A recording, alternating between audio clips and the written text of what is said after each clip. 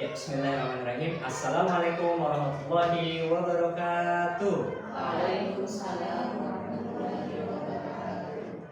Bagaimana kabarnya Bapak Ibu guru semuanya? Alhamdulillah luar biasa. Tetap semangat. Allahu Akbar. Bapak Ibu guru semuanya, terima kasih atas kehadirannya dalam kegiatan diseminasi budaya positif yang insya Allah akan dilaksanakan pada hari ini, Senin 26 Agustus bersama saya, calon guru penggerak angkatan 11. Selanjutnya kita ke alur dulu. Alur yang pertama adalah ada pembukaan. Yang kedua kita sama-sama ada murojaah Al-Quran. Selanjutnya ada sambutan dari Ibu Kepala Sekolah Ibu Sally Binti. Selanjutnya ada diseminasi budaya positif. Selanjutnya ada segitiga restitusi. Selanjutnya ada tanya jawab dan penutup. Baik, kita lanjutkan ke Bapak Ibu guru semuanya, sebelum kita mulai, mari kita mulai dengan baca lafaz basmalah. Bismillahirrahmanirrahim. Selanjutnya sebelum sama-sama mari kita mulai dengan kekhasan SDIT Al-Kamil, yaitu kita memulai acara. Sebelumnya kita sama-sama membaca. Mari kita sama-sama membaca surat Al-Fatihah. Wahid Islami Salas. A'udzu billahi minasy syaithanir rajim. Bismillahirrahmanirrahim. Wadduha wal-laili idza saja. Ma wadda'aka rabbuka wa ma qala. Walal akhiratu khairul laka minal ula. Walasawfa yu'tika rabbuka fatarda. Alam yajidka yatiman fa'awa. Wa wajadaka dhallan fahada. Wa wajadaka 'ailan fa'aghna. Fa'ammal yatima fala taqhar. Wa ammas sa'ila fala tanhar. Wa amma bi ni'mati rabbika fahaddits. Shadaqallahul azim. Ya, alhamdulillah. Sama-sama kita awali kegiatan hari ini dengan Al-Quran. Selanjutnya kita ke sambutan. Insyaallah di tengah-tengah kita sudah bersama ada Ibu Sally Binti selaku Kepala SD Al-Kamil. Kepada beliau dan tetap kami Bismillahirrahmanirrahim. Assalamualaikum warahmatullahi wabarakatuh. Waalaikumsalam. Alhamdulillah ala ni'matillah la haula wala quwwata illa billah. Rabbi shrah li sadri wa yassir li amri wa hlul 'uqdatam min lisani yafqahu qawli. Allahumma shalli ala sayyidina Muhammad wa ala ali sayyidina Muhammad. Yang saya hormati calon guru penggerak angkatan 11 Bapak Mustaqim Dana, dan saya hormati pula Bapak dan Ibu guru yang hari ini mengikuti kegiatan diseminasi budaya positif yang akan disampaikan oleh calon guru penggerak Bapak Mustaqim Dana. Alhamdulillah hari ini bisa berkumpul dan puji syukur kita panjatkan kepada Allah SWT yang pada hari ini kita masih diberikan nikmat sehat iman Islam, sehingga kita masih diberikan kesempatan untuk tetap bersemangat menuntut ilmu. Dalam hal ini kita akan belajar bersama mengenai budaya positif yang akan disampaikan oleh calon guru penggerak Pak Mustaqim Dana. Tidak lupa selawat dan salam kita curahkan kepada suri tauladan kita, yaitu Nabi Muhammad SAW, beserta keluarga, sahabat dan juga umatnya yang tetap istiqomah di jalannya. Bapak dan Ibu guru yang dirahmati oleh Allah SWT, alhamdulillah hari ini CBP Pak Mustaqim Dana ingin berbagi praktik baik mengenai budaya positif. Yang hal ini sangat baik sekali, di mana dalam membuat atau menjadikan sebuah budaya di sebuah sekolah ini dimulai dari hal kecil terlebih dahulu. Mulai dari adanya keyakinan kelas. Mungkin Bapak Ibu guru sudah pernah ya kita belajar memahami bagaimana keyakinan kelas di kelas kita, kemudian mengajak anak-anak kita untuk membuat keyakinan kelas bersama agar suasana kelas kita menjadi aman, damai, dan kondusif seperti itu. Yang memang adalah keyakinan kelas impiannya anak-anak. Kenapa anak-anak kita libatkan dalam membuat keyakinan kelas agar mereka dapat bertanggung jawab terhadap apa yang mereka buat bersama ketika di rumah. Ya. Kemudian dengan adanya keyakinan kelas maka akan timbullah lingkungan yang positif gitu ya. Dengan adanya lingkungan yang positif maka akan lebih besar lagi akan menjadi membudaya. Membudaya itu adalah pembiasaan-pembiasaan yang dilakukan di kelas bersama dengan Bapak Ibu guru. Kemudian akhirnya terjadilah sebuah budaya positif gitu ya, lebih besarnya seperti 5S, budaya lesson ambil dan lain sebagainya. Nah, dalam proses membudaya tersebut pasti akan ada kerikil-kerikil atau hambatan-hambatan yang terjadi dengan siswa. Ya, dalam hal ini misalkan anak saat itu memiliki masalah gitu ya. Nah, maka dari itu apa yang harus kita lakukan sebagai pendidik gitu? Yang kita lakukan adalah mengingatkan atau misalnya kita kembali kepada segitiga restitusi. Nanti kan jelaskan oleh Pak Mus itu seperti apa. Ketika anak-anak kita lupa akan keyakinan kelasnya, kita sebagai pendidik atau sebagai guru kita ingatkan kembali dan juga kita validasi dahulu ya, validasi dahulu tindakan yang dilakukan oleh anak murid kita. Benar atau tidak ya kamu misalnya bertengkar dengan teman. Kenapa kamu bertengkar? Gitu. Apa yang membuat kamu bertengkar dengan teman kamu? Gitu. Setelah itu kita akan ingatkan kembali keyakinan kelas yang sudah dibuat bersama. Menurut kamu, ya, apakah sudah sesuai dengan keyakinan kelas yang sudah kita buat? Gitu. Ya. Setelah itu, setelah kita ingatkan dengan keyakinan kelas, maka nanti akan terjadi tahapan selanjutnya. Mudah-mudahan akan menjadi siswa yang teringat kembali akan keyakinan kelasnya dan memperbaiki diri. Itu yang ingin kita harapkan, dan itu bukan sekedar ya kamu salah, yuk silakan minta maaf, tidak. Kita ajak mereka ingatkan kembali dengan keyakinan kelasnya, kita sadarkan kembali seperti itu. Sehingga dengan ada penyadaran seperti itu dimanapun mereka berada, mereka akan kembali kepada keyakinan kelasnya, gitu ya. Sehingga tanpa kita ingatkan pun mereka akan ingatkan dirinya sendiri. Mungkin akhirnya dengan seringnya kita mengingatkan mereka akan timbullah sebuah budaya positif. Ya nanti lebih jelasnya akan dijelaskan oleh calon guru penggerak Pak Mustaqim Dana, yang mudah-mudahan kalau memang ada waktu bisa sambil praktik ya Pak Mus. Nanti gimana ada studi kasus misalnya di antara Bapak Ibu ada yang punya masalah, gimana nih cara menyelesaikan masalahnya dan sebagainya. Mungkin itu saja yang dapat saya sampaikan, kurang lebihnya saya mohon maaf. Wabillahi taufiq wal hidayah. Wassalamualaikum warahmatullahi wabarakatuh. Waalaikumsalam warahmatullahi wabarakatuh. Ya, terima kasih kepada Bu Sari yang sudah mengawali dengan sambutan. Baik, Bapak Ibu guru semuanya, ya, Mungkin mohon izin ada tugas lagi ya Bapak Ibu. Semangat untuk menutup hari ini. Silakan ikuti dengan baik ya. Assalamualaikum warahmatullahi wabarakatuh.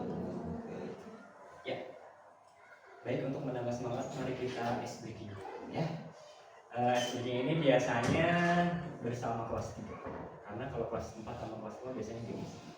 Masih ingat tepuk kudu Bu? Tepuk kudu masih? Tepuk kudu, baca bismillah lalu cuci tangan, kumur basuh hidung basuh muka, tangan sampai ke siku, kepala dan telinga, terakhir cuci kaki lalu doa, amin. Ya, jangan semangat ya Bu ya. Ayo Pak, 1, 2, 3, tepuk kudu, baca bismillah lalu cuci tangan, kumur basuh hidung basuh muka, tangan sampai ke siku, kepala dan telinga, terakhir cuci kaki lalu doa, amin. Tepuk semangat, semangat, semangat.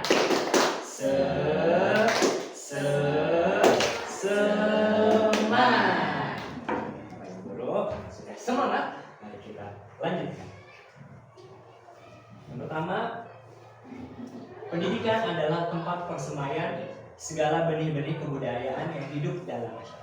Jadi Bapak Ibu guru semua, tempat untuk memberikan kebiasaan, memberikan program yang bisa membangun karakter siswa yang intinya nanti menjadi bagian dari masyarakat adalah sekolah. Karena di sekolah merupakan pendidikan tempat persemaian segala benih-benih kebudayaan. Oke, hari ini kita diseminasi tentang budaya positif. Lalu apa sih arti dari budaya positif itu? Budaya positif adalah nilai-nilai, keyakinan, kebiasaan, dan program sekolah yang dapat membangun karakter siswa di sekolah. Jadi semua program yang dilakukan di sekolah merupakan bagian dari penumbuhan karakter budaya positif. Kalau misalkan kita pagi ya Bu ya, Bapak Ibu guru, kita adakan kegiatan sholat duha, ya. Lalu ada zikir al-maksurat, lalu ada ikrar dan hafalan hadis. Itu semua adalah program-program yang dilakukan untuk membiasakan budaya-budaya positif. Harapannya sih mudah-mudahan ketika mereka libur Sabtu sama Ahad, mereka dengan sadar melaksanakannya sendiri. Menurut Bapak dan Ibu guru, menurut Bapak dan Ibu guru, budaya positif apa yang diperlukan saat ini oleh semua warga sekolah? Kira-kira budaya apa ya yang perlu dilakukan, perlu dibiasakan oleh kita sebagai Bapak Ibu guru selaku warga sekolah kepada para siswa? Satu aja, sebutkan aja. Kira-kira budaya apa? Contoh misalkan ada masalah nggak pakai sendal, berarti budaya memakai alas kaki. Nah, kira-kira nih budaya apa yang diperlukan oleh anak-anak di sekolah? Mungkin Bapak Ibu guru bisa memberikan ide atau tidak? Mungkin kalau untuk apa ya, sholat itu kan pasti kan gurunya kadang ada yang masuk aja tuh. Mungkin budaya antri untuk bergurunya. Oke, budaya antri saat berwudu ya Bu ya. Terima kasih. Selanjutnya ada lagi Bu? Juga kebersihan Pak. Oh siap. Habis makan banyak yang ceceran gitu, mereka nggak apa ya, anak-anak belum ada yang sadar buat bersih sendiri, harus guru kelas yang bersih. Jadi harus guru kelas ya yang Iya. mengingatkan ya. Padahal kebersihan adalah bagian dari apa namanya ya, bagian dari iman dan juga bagian dari keseharian kita seperti itu. Terima kasih Bu, terima kasih Pak. Silakan selanjutnya. Oke, nggak terlalu kelihatan, mohon maaf. Yang pertama adalah perubahan paradigma pembelajaran. Jadi budaya positif itu ada beberapa materi di dalamnya. Yang pertama perubahan paradigma pembelajaran, yang kedua disiplin positif, yang ketiga motivasi perilaku manusia, yang keempat keyakinan kelas, yang kelima kebutuhan dasar manusia, lalu yang keenam ada 5 posisi kontrol dan 7 segitiga hasil. Insya Allah kita satu persatu kita akan kaji, walaupun waktunya terbatas. Insya Allah Bapak Ibu guru semua insya Allah mendapatkan pengetahuan tentang 7 budaya positif. Oke, kita mulai dari perubahan paradigma belajar. Kita merupakan hasil dari pendidikan yang kita lakukan dari SD, SMP, dan SMA. Kita paham bahwasannya model pembelajaran yang dulu itu kita diberitahu ya, diberitahu. Selanjutnya adalah teacher center, gurunya menjadi pusat di dalam kelas. Gitu ya. Dan selanjutnya textbooks sangat bergantung dengan buku ya. Selanjutnya ada juga jawaban tunggal. Pokoknya jawabannya harus ini. Kalau jawaban yang lain salah seperti itu. Dan selanjutnya adalah konvensional. Nah, paradigmanya itu berubah seiring sejalan dengan perubahan zaman. Ya. Yang pertama adalah dari diberitahu menjadi mencari tahu. Makanya kita memakai project based learning. Karena apa? Karena dengan project based learning ini siswa diantarkan untuk mendapatkan ilmu pengetahuan yang mereka cari tahu sendiri. Selanjutnya adalah student center ya. Student center seperti memberikan kegiatan kelima tuh Bu ya. Jadi anak-anak dibagi perannya, dibagi tugasnya untuk apa? Untuk sama-sama bergabung dalam produk yang mereka sepakati. Selanjutnya yang dari textbooks menjadi kontekstual. Semua masalah yang kita rasakan kita harus sampaikan kepada anak-anak seperti masalah kebersihan, masalah bullying ya Bu ya. Lalu ada masalah-masalah yang lain yang ada di pendidikan Indonesia, bisa kita sampaikan kepada anak-anak agar apa? Agar mereka menjadi orang-orang yang solutif gitu ya. Selanjutnya menjadi jawaban multidimensi, dari jawaban tunggal menjadi jawaban multidimensi. Jawabannya banyak Bu, dan jawabannya bisa benar semua ya saat ini. Dan yang terakhir adalah yang tadinya konvensional menjadi teknologi. Siapa yang sudah belajar Canva? Ada Bu belajar Canva? Sudah ya? Saya sendiri ketika CGP ini baru belajar Canva dan itu dipaksa subhanallah. Jadi awalnya kita hanya menggunakan PowerPoint, selanjutnya berubah menjadi Oke, kita akan masuk ke disiplin positif ya. Tapi sebelum itu saya ingin Bapak Ibu guru menuangkan pemikiran tentang apa sih yang dimaksud dengan disiplin itu. Bisa satu kata, bisa satu kalimat. Yang penting ide dan gagasan dari Bapak Ibu.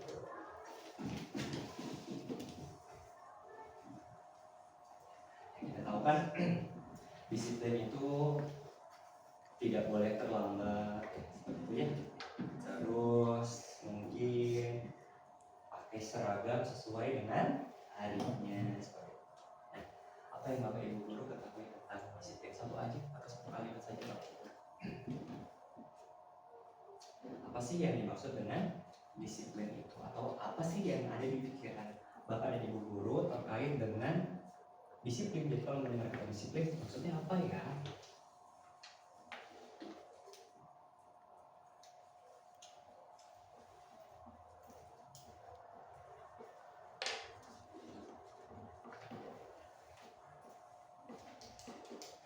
Oke, ada yang sudah? Mereka sudah. Alhamdulillah. Silakan mereka coba dibacakan. Oh.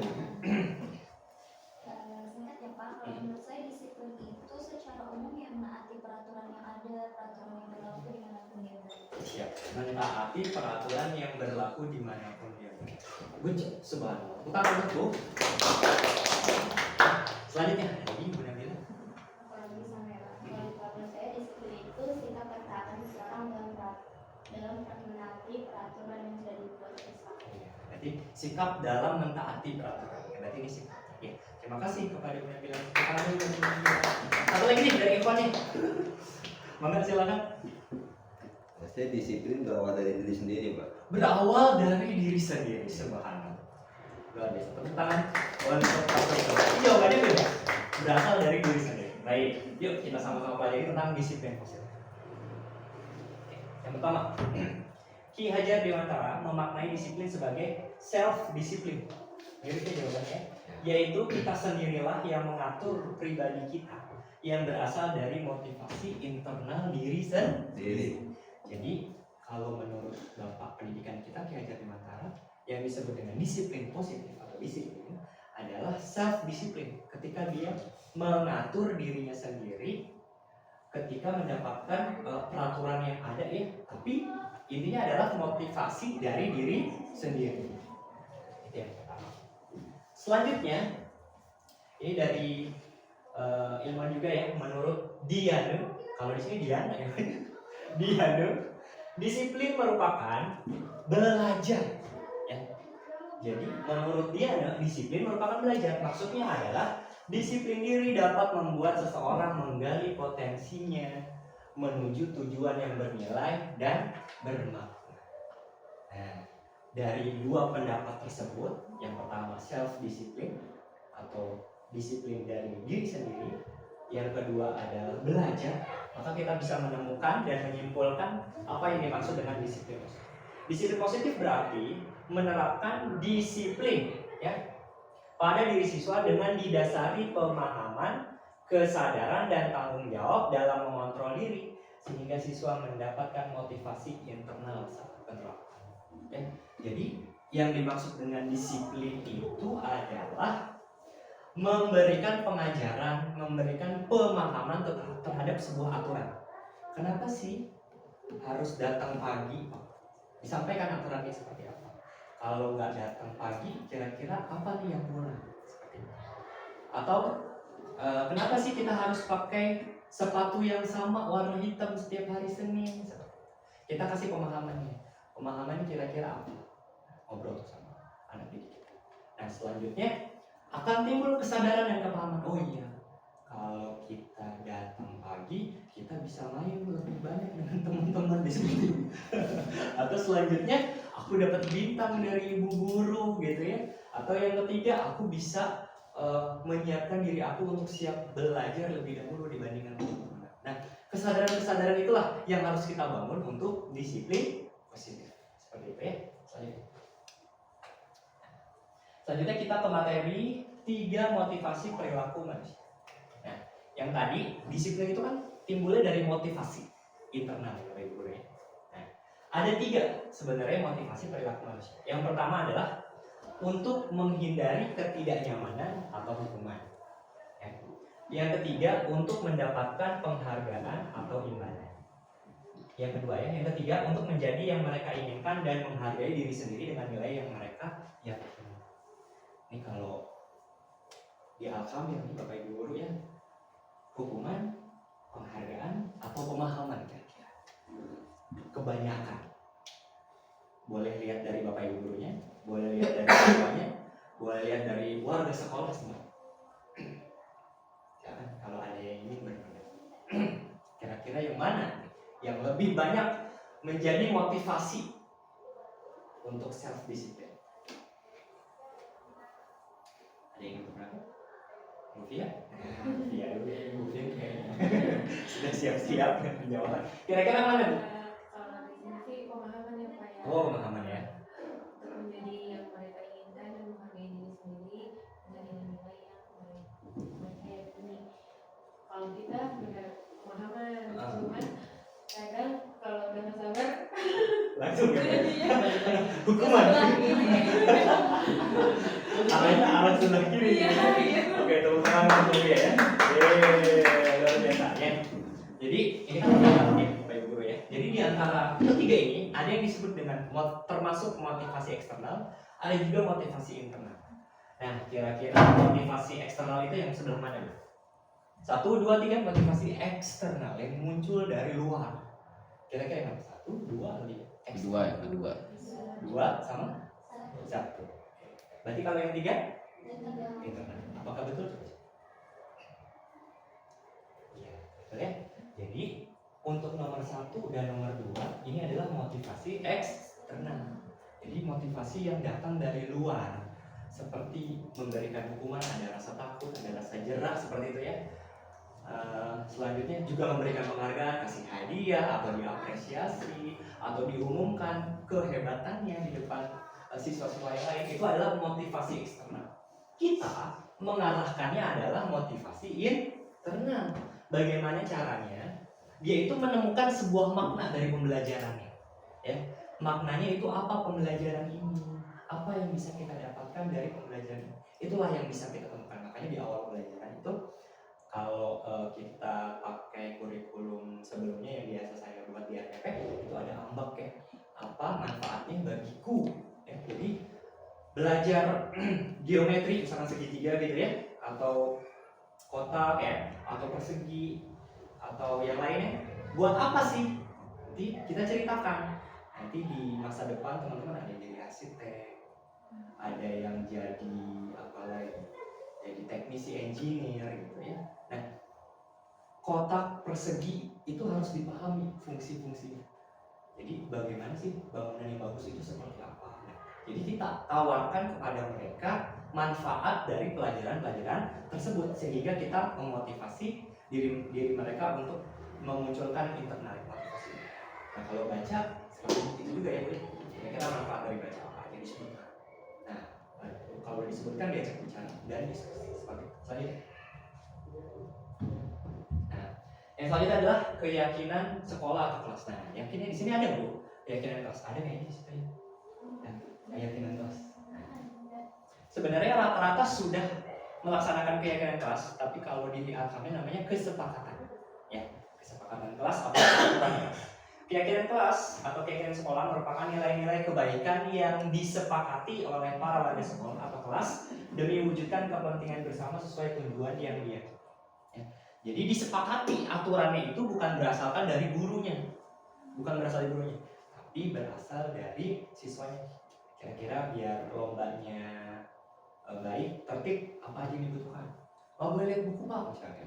Ya. Terus harus sportif Pak, misalnya. Bisa kebanyakan seperti itu ya. Atau yang tidak tertib dikurangi nilainya. Oh iya, boleh. Tapi kan nilai-nilai itu nilai-nilai yang muncul dari siswa tersebut. Nah, guru berperan sebagai fasilitator aja, yang nganter dan menuntun siswanya untuk mendapatkan kesepakatan yang diyakini sama mereka. Karena apa? Karena kesepakatan ini akan memunculkan motivasi internal. Nah, coba Bu, Pak, sebutkan satu keyakinan kelas ya yang ada di kelas Bapak Ibu. Nah, satu aja Bu, jangan banyak-banyak.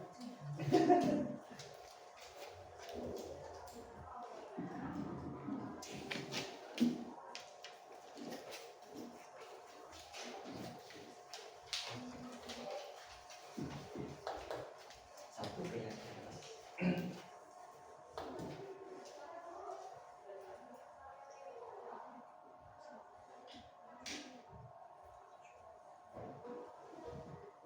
Baik, Bapak Ibu guru, silakan ditulis satu keyakinan sekolah atau kelas yang Bapak dan Ibu guru.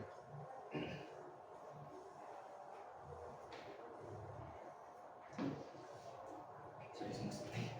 Bu Zala, silakan. Keyakinan kelas yang ada di kelas misalnya. Salah satunya saling menyayangi. Saling. Bagaimana Bu penerapannya? Jadi di kelas itu tidak ada namanya kasus bullying. Jadi semuanya sama, saling menyayangi. Paling kalau misalnya ada kesalahan dari anaknya, maka dikasih nasihat. Kalau bisa. Untuk keyakinan kelas ini ada arahan nih Bapak Ibu guru ya. Jangan memakai kata negatif.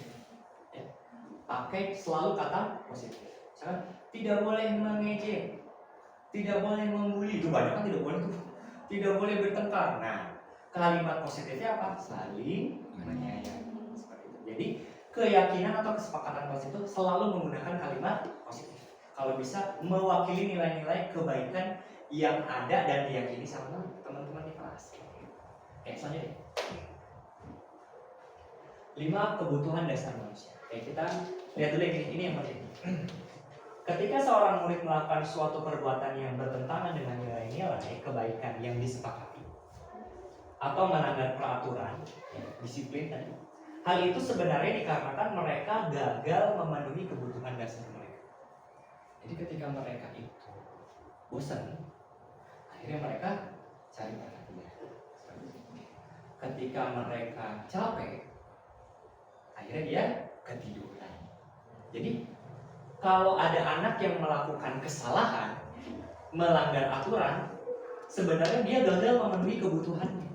Ketika dia sudah senang pembelajarannya sama Bapak Ibu gurunya, ketika dia senang sama materinya, menemukan makna dalam materi tersebut, maka siswa tersebut selalu antusias untuk belajar.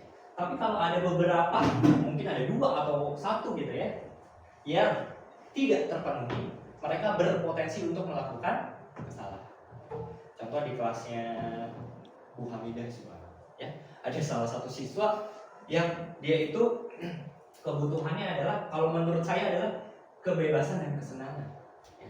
Makanya gimana caranya si Bapak dan Ibu gurunya itu melibatkan unsur kebebasan dan kesenangan dalam pembelajarannya agar si anak itu mau belajar.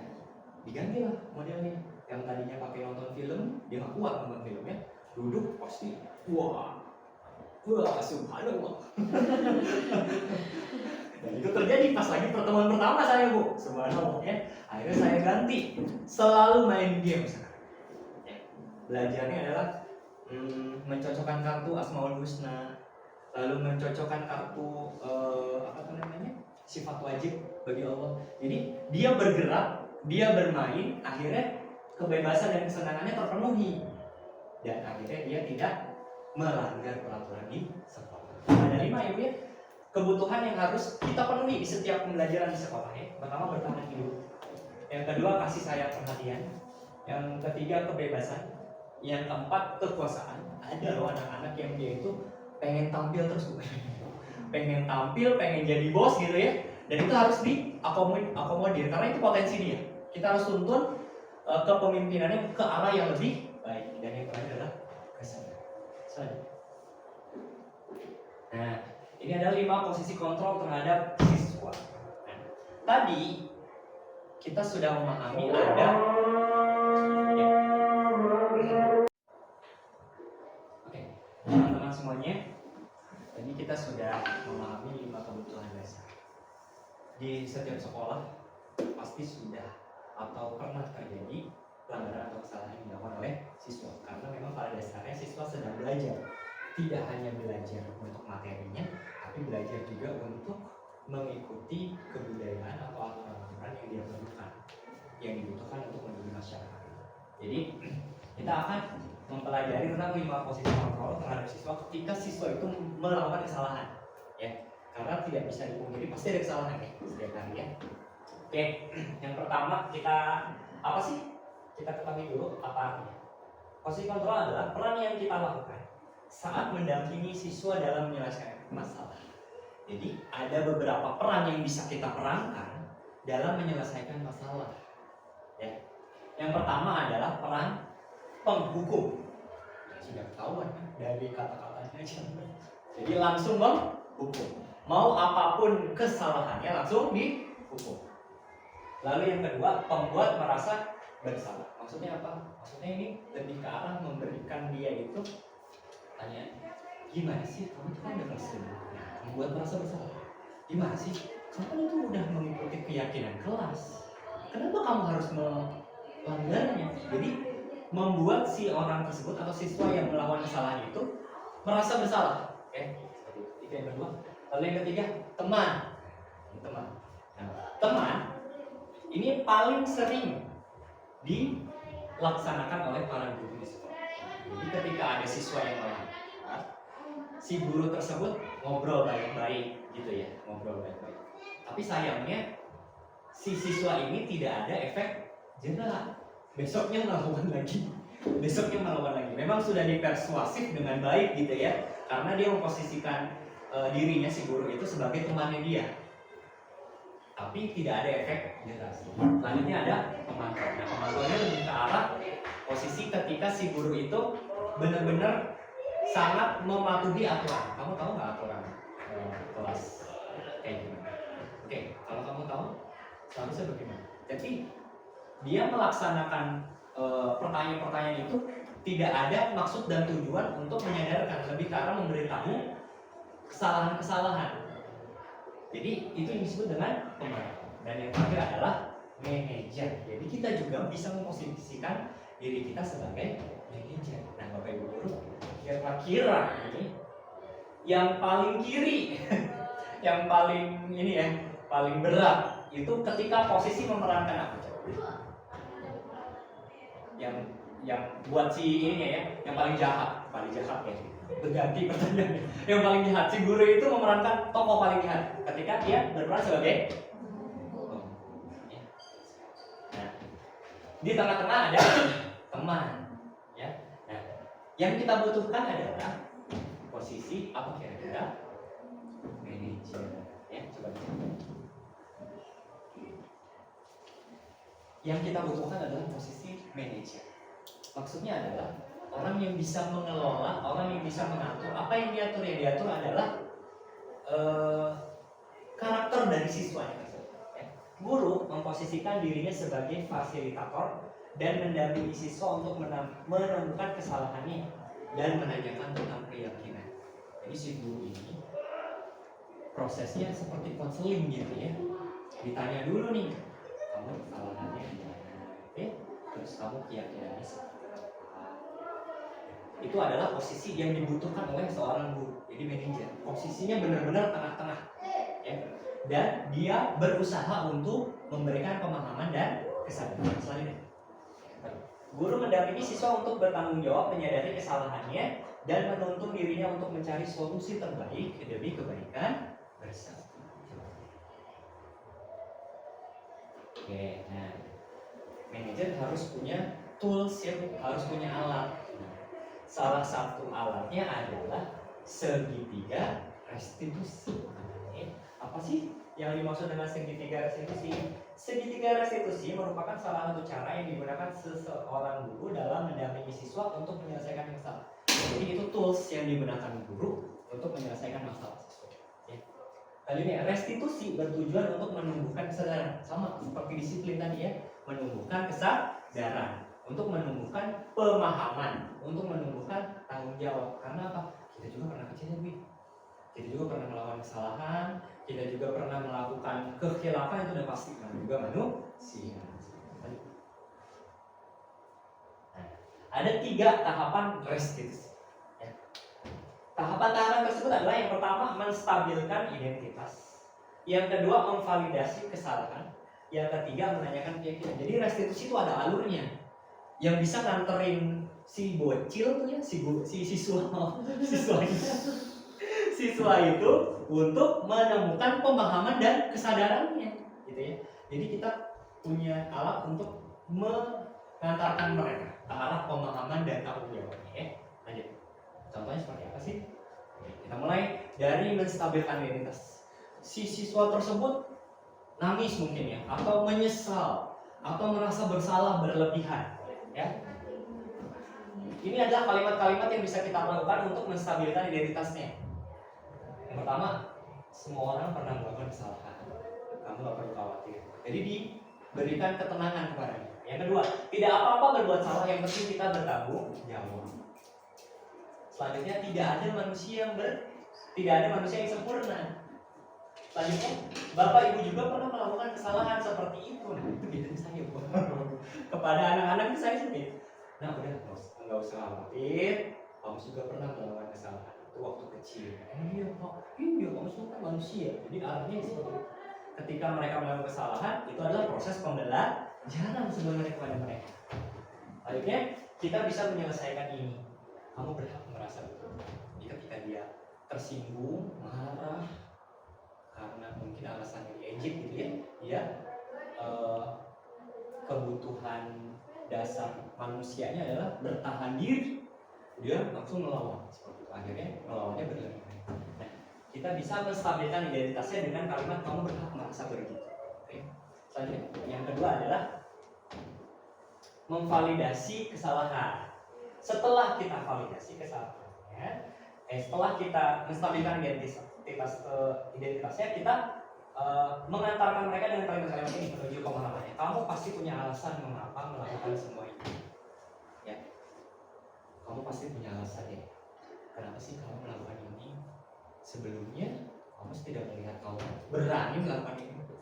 Jadi ini kalimat-kalimat. Di balik dirimu melakukan ini semua, pasti ada alasan yang membuat dirimu melakukan hal ini semua.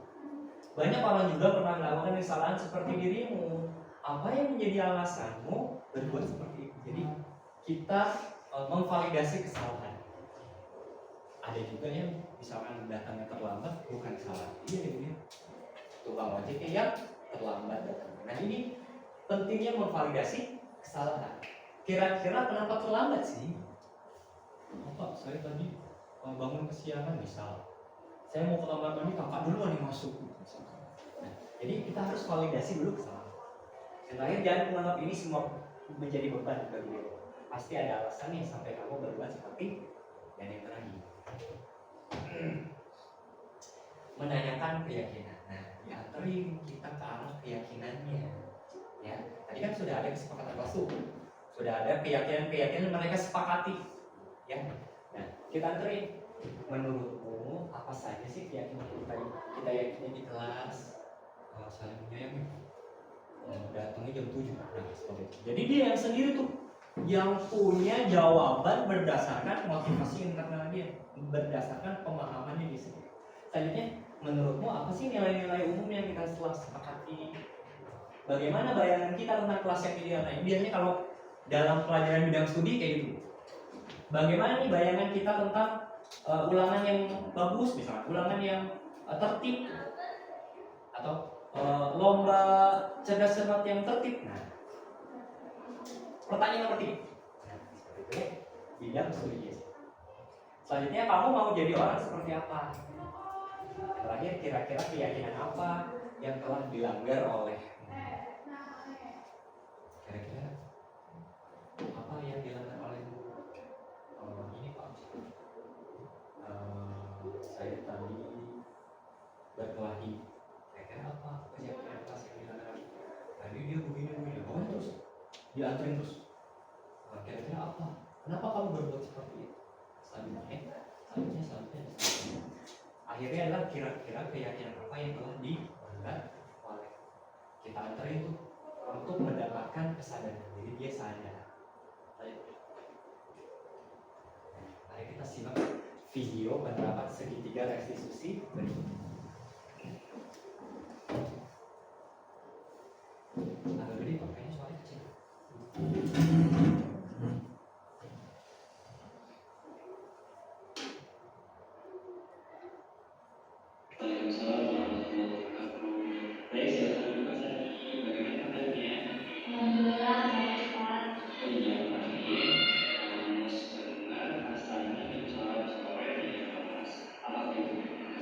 Iya Pak, saya tidak sengaja mencoret-coret ke kelas. Baik, semua orang bertempat untuk menjalankan hobinya, termasuk hobi kamu sudah atau benar. Sekarang kita coba pikirkan, menurut Kasani apakah tindakan itu benar untuk dilakukan sesuai dengan keyakinan kita? Beberapa tindakan saya tidak sesuai dengan keyakinan kelas. Baik, keyakinan kelas apa yang dilanggar oleh Kasani? Menjaga kebersihan kelas Pak. Baik, apakah menjaga kebersihan kelas itu penting untuk dilakukan? Iya Pak, penting.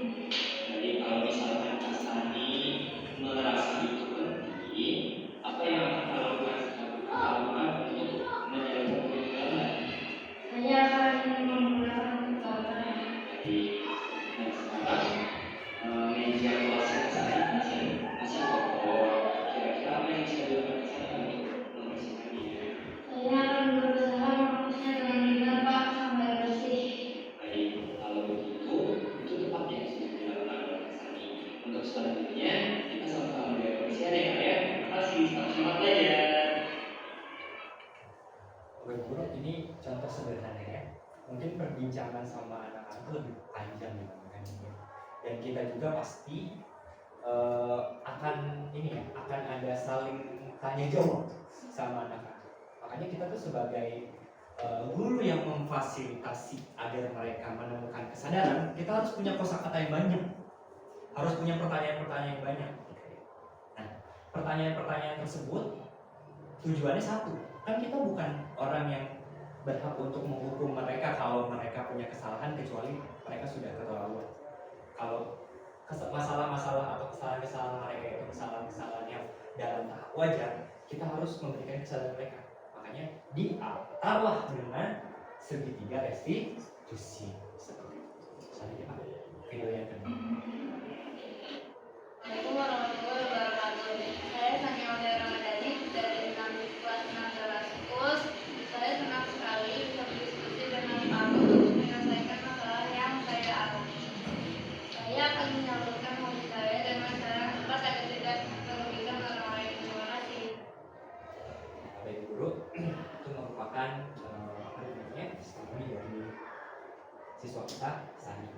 Sebenarnya kalau di sekolah ketika kita menerapkan sama Kori ya Bu. Kori di depan pos satpam.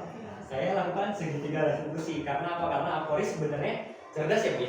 Bisa kan yang cerdas ya sebenarnya.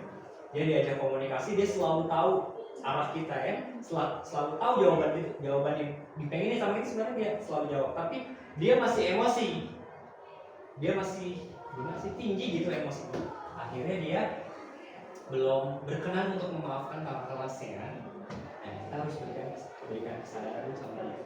Kita anterin dengan pertanyaan-pertanyaan tersebut untuk apa? Agar dia bisa minimal dia menerima gitu ya, menerima. Oh, dia punya kesalahan, saya juga punya kesalahan begitu. Jadi kesadaran itu yang diperlukan oleh siswa. Nah, sudah selesai. Ya. Sekarang coba Bapak Ibu guru tulis pelajaran apa yang menarik menurut Bapak Ibu?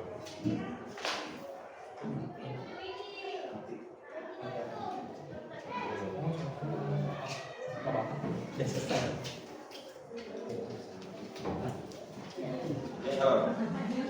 Iya Pak, pesan-pesan. Pesan awal lagi. Tapi saya orang ini jawab deh saya. Kalau ada kursi, kalau ada ini pasti ketemu. Saya sering banget diingetin sama Cing Mamat, jangan deket. Oke Bapak Ibu Guru, selanjutnya kita akan melakukan refleksi. Pelajaran apa yang kira-kira menarik menurut Bapak dan Ibu Guru hari ini dari materi-materi budaya positif yang kita sama-sama pelajari hari ini ya. Dari paradigma, lalu ada disiplin positif, lalu ada segi budaya restitusi tadi, terus ada motivasi ya, ada motivasi dari siswa ya, terus ada 5 kebutuhan dasar ya. Boleh nggak Pak lebih dari satu? Boleh bang. Silakan Bapak Ibu kalau mau menulis lebih dari satu dari menarik hari ini Pak, sama ini Pak ya.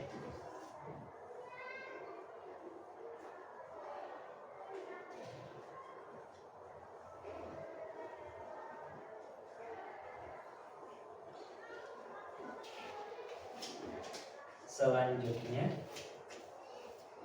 dengan warna biru.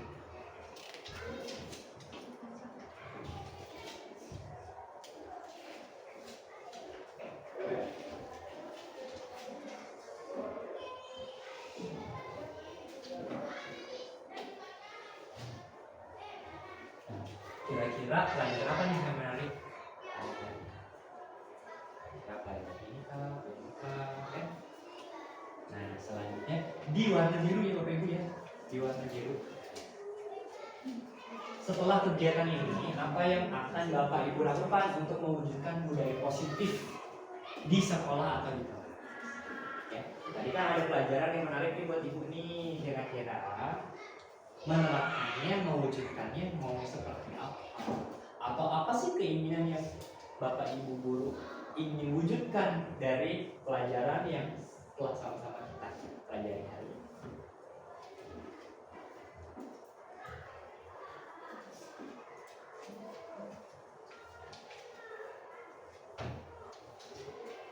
Jadi bagaimana Bapak Ibu untuk melakukan dan untuk mewujudkan budaya positif di sekolah atau kelas? Jadi setelah ini kita presentasi satu-satu ya di bangkunya masing-masing.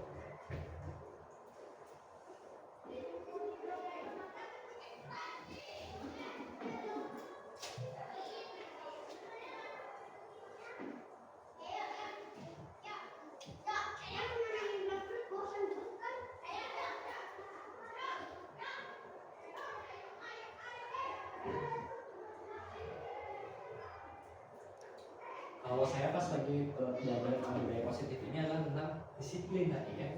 Saya pikir disiplin itu lebih ke arah kita patuh gitu ya, mematuhi peraturan. Tapi ternyata yang disebut dengan disiplin itu lebih ke arah bagaimana kita memahami peraturan. Apa sih pemahaman terhadap peraturan? Jadi itu yang membuat saya sadar, oh ternyata ya, yang namanya disiplin itu harus dipahami oleh Bapak Ibu.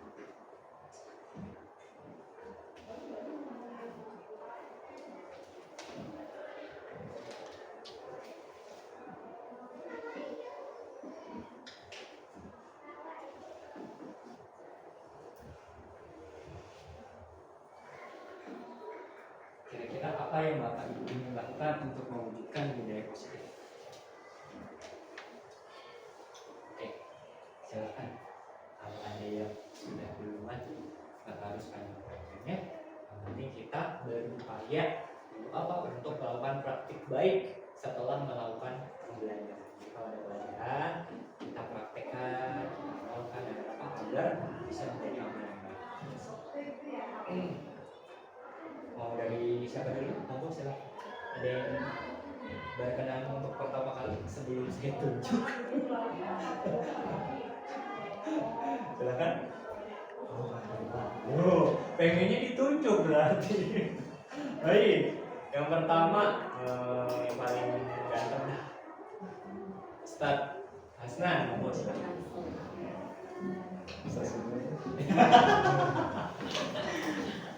Gimana? Belum? Udah kan? Udah. Tuh, kalau orang ganteng gitu. Tidak sombong semua. Enggak, lanjut. Pasang. Pelajaran apa yang menarik untuk kalian? Pertama saya bisa lebih memahami siswa tentunya saat dalam penyelesaian masalah yang dilakukan. Jadi dari pelajaran hadis, terutama di segitiga distribusi, saya bisa lebih memahami. Oh ternyata alurnya seperti itu.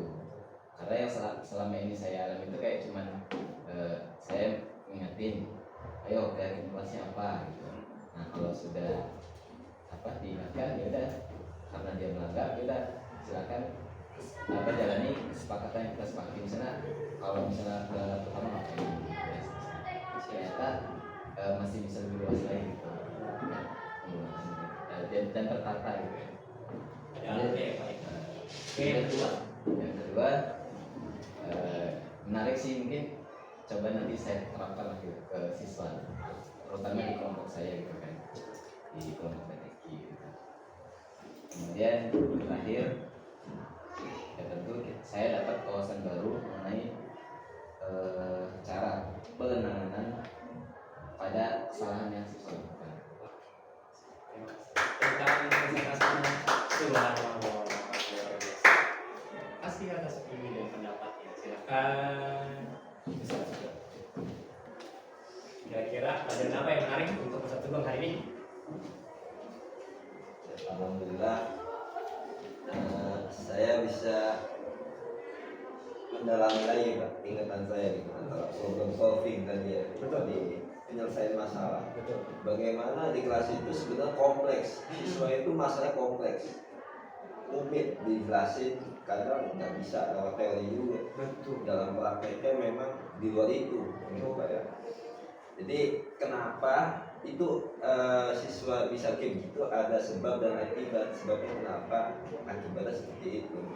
Dan itu pelajaran yang diingat-ingat kita sekarang saya dapat lagi Pak. Iya, siap. Dan yang kedua, apa yang saya lakukan itu saya akan stabilkan identitas tadi yang Bapak sampaikan tadi ya.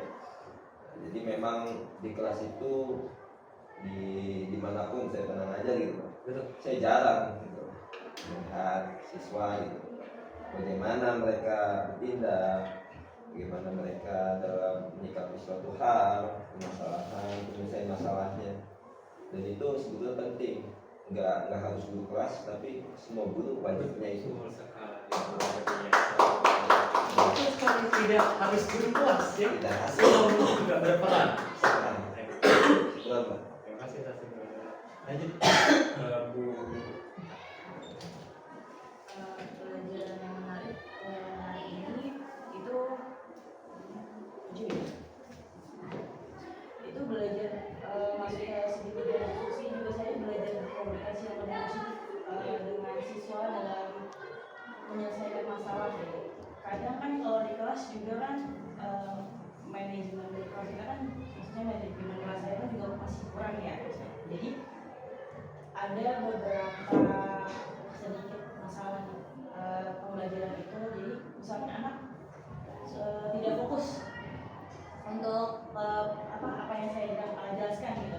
Jadi tadi benar kata bapak, saya dapat ilmu lagi, mungkin anak ini ada sebab akibatnya kenapa dia fokus seperti itu. Jadi saya juga bisa berpikir ke belakang depannya nanti akan seperti apa pembelajaran yang agar anak-anak ini bisa fokus seperti itu. Terus setelah kegiatan ini apa yang diberikan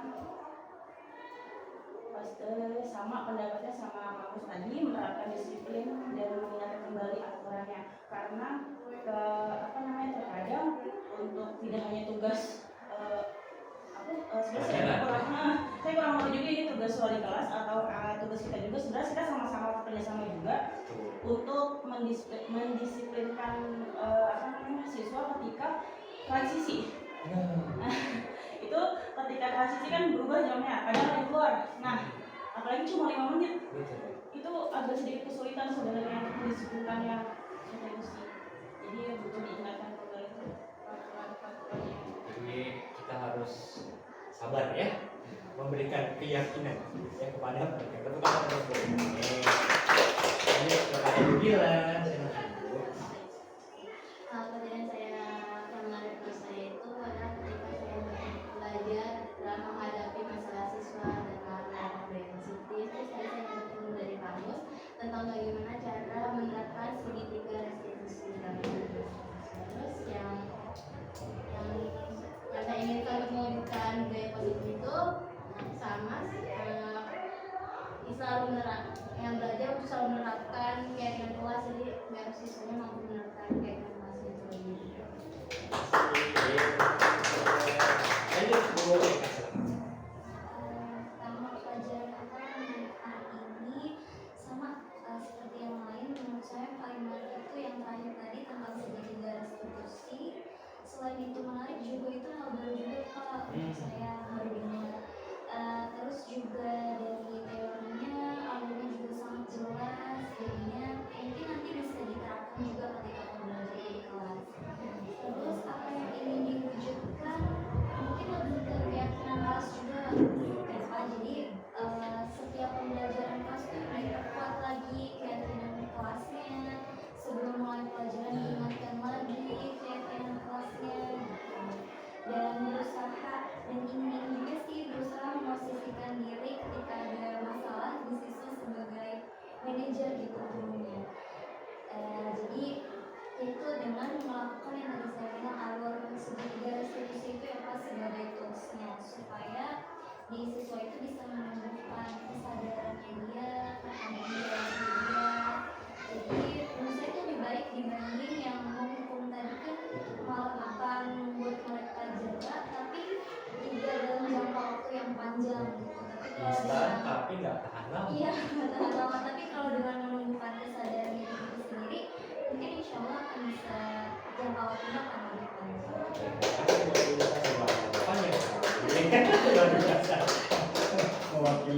Mewakili apa namanya perasaan di depan ya. Oke Bu, terima kasih Bu. Silakan lanjut. Bu saya. Untuk pelajaran yang menarik menurut saya itu tentang cara menanggapi masa siswa dengan segitiga restitusi. Kebetulan betul banget kata Bu Eka, saya juga ini baru dengar kata segitiga restitusi, Masya Allah. Dengan cara menstabilkan identitas, memvalidasi kesalahan, terus membangun keyakinan gitu ya. Terus untuk kegiatan yang akan saya lakukan, insya Allah saya menarik untuk mempraktekkan restitusi kepada siswa, terlebih siswa yang melanggar aturan. Bisa ini diterapkan ya segitiga restitusinya di akhir Devi ya. Nggak bisa. Pelajaran apa yang menarik menurut guru hari ini? Menurut saya sih peran guru dalam menerapkan disiplin positif gitu ya, dan yang sama segitiga restitusi terutama yang menstabilkan identitas. Karena kalau saya sendiri di kelas sih menerapkannya udah yang kenapa ada apa gitu, masalahnya apa, kok bisa sampai gitu, itu udah. Tapi Sudah diterapkan tuh ya Bu ya? Iya, tapi yang bagian menstabilkan identitas itu belum pernah saya lakukan gitu. Kayak misalnya dia juga pernah loh kayak gitu, itu belum pernah. Mungkin juga mungkin kemarin itu sempat ada masalah, ini anak gini terus ya gitu. Jadi coba kita pakai ini deh, segitiga restitusi, menstabilkan identitas. Sudah pakai cara misalnya ada masalah apa, keyakinan kelasnya apa, tapi kok masih Begitu. terus gitu. Coba ntar Oke, stabilkan identitas itu. sama dengan yang kedua, apa yang Bapak Ibu lakukan untuk mewujudkan budaya positif, yaitu pertama menerapkan segitiga restitusi di dalam kelas, terutama yang menjalankan identitas itu. Iya, jadi budaya positif ini merupakan sebuah ilmu yang harus diterapkan oleh siswa di sekolah. Kita ada pemahaman, kita ada tanggung jawab juga untuk anak-anak. Dan yang terpenting adalah menerapkan segitiga restitusi tadi itu ya, ada menstabilkan identitas, memvalidasi kesalahan, yang terakhir menanyakan tentang keyakinan. Kurang lebihnya mungkin itu yang bisa saya sampaikannya. Terima kasih banyak atas waktunya, tapi saya minta kamu untuk nempel dulu di sini. Merah, kuning, hijau biru. Merah, kuning, hijau. Silakan bikin dulu.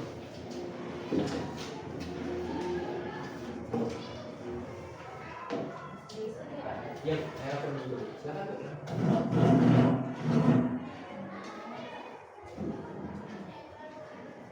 Iya, satu juga. Iya, Pak. Lanjut aja, tempel aja.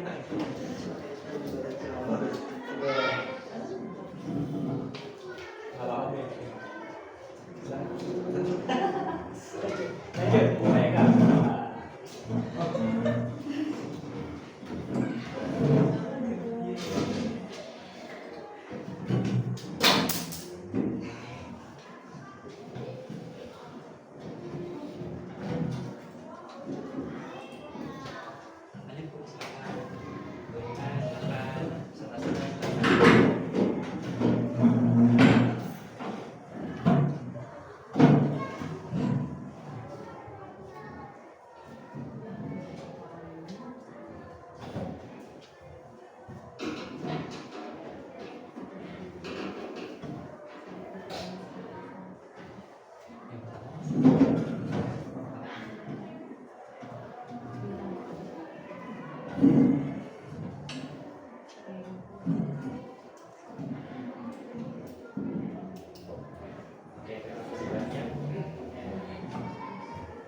Terima kasih banyak atas waktunya. Nanti saya akan coba untuk kaji jawaban-jawaban dari Bapak Ibu semua. Tapi dari saya mewujudkan budaya positif ini juga termasuk dari pelajaran yang diajarkan oleh Rasulullah SAW.